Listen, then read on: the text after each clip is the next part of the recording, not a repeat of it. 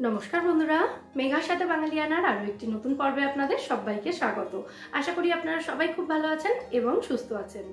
আজ আপনাদের সাথে শেয়ার করছি গরমকালের জন্য আমার ভীষণ প্রিয় একটা ব্রেকফাস্টের রেসিপি। প্রথমেই একটা বড় বাটির মধ্যে নিয়ে নিয়েছি 2 কাপ ডাবল টোন দুধ। দুধটা ফুটিয়ে নিয়েছি, এখনও কিন্তু হালকা গরম অবস্থায় রয়েছে। এর মধ্যে দিয়ে দিলাম 1 কাপ পরিমাণে ওটস। দুধের মধ্যে ওটসটাকে খুব ভালো করে নাড়াচাড়া করে মিশিয়ে দেব এবং এটাকে এভাবেই আধ ঘন্টা মতো রেখে দেব যাতে ওটসটা একটু ফুলে যায়।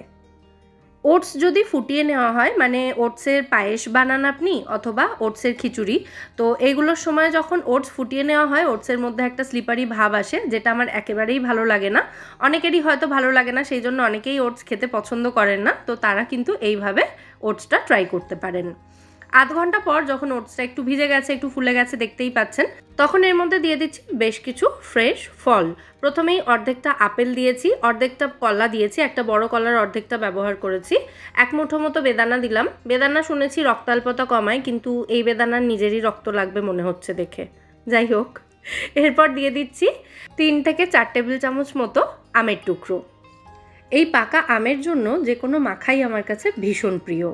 চিড়ে মাখা, মুড়ি মাখা, সাবু মাখা বা এরকম ওটস মাখা খেতে জাস্ট দুর্দান্ত লাগে।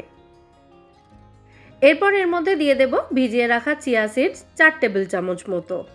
2 টেবিল চামচ চিয়া সিডস আমি বেশ কিছুটা জলের মধ্যে ভিজিয়ে রেখেছিলাম 10 মিনিট আগে থেকে, তো এটাই এখন দিয়ে দিচ্ছি। এর মধ্যে পুরোটা দিইনি, আমি 4 টেবিল চামচ মতো দিলাম। আর দিচ্ছি পছন্দ মতো কিছু ড্রাই ফ্রুটসের কুচি। এখানে আমি নিয়েছি আমন্ড বাদাম 6-7টা মতো, 2টো আখরোট নিয়েছি আর 3টে খেজুর নিয়েছি। বিভিন্ন রকমের ফল এবং খেজুর থাকায় এটা কিন্তু খেতে বেশ মিষ্টি মিষ্টিই হয়, তাই আমি আর আলাদা করে কোনো মিষ্টি অ্যাড করি না এতে। তবে যারা এর থেকেও একটু বেশি মিষ্টি পছন্দ করেন তারা চাইলে মধু অথবা পছন্দ মতো যে কোনো মিষ্টি, মানে চিনি, মিছরি, বাতাসা যে কোনো কিছু এর মধ্যে দিতে পারেন। তো ফাইনালি সমস্ত উপকরণ একসাথে খুব ভালো করে মিশিয়ে নিচ্ছি। আর ভাববেন না এই এতটা পরিমাণে বানাচ্ছি, এটা পুরোটাই একার জন্য বা একজনের জন্য, এটা কিন্তু আমাদের 3 জনের ব্রেকফাস্ট। ভীষণই হেলদি অ্যান্ড টেস্টি একটা ব্রেকফাস্টের প্রিপারেশন এটা।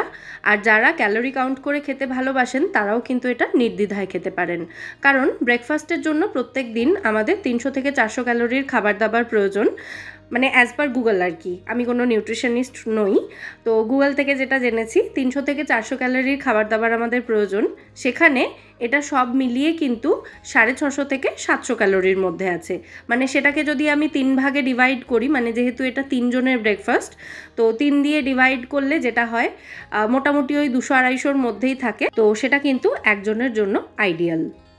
আর এত মেপে ঝুপে যদি খাওয়ার কথা মাথাতে না রাখেন, মানে এই ক্যালোরি কাউন্টের গল্পটা আর কি, তাহলে মাঝে মধ্যে এরকম, যদি এটা অনিয়ম হয়েই থাকে, তাহলে মাঝে মধ্যে এরকম একটু টেস্টি খাওয়ার জন্য অনিয়ম করা যেতেই পারে, তাই না? তবে এটা কিন্তু মোটেই অনিয়ম নয়, সবটাই কিন্তু বেশ হেলদি।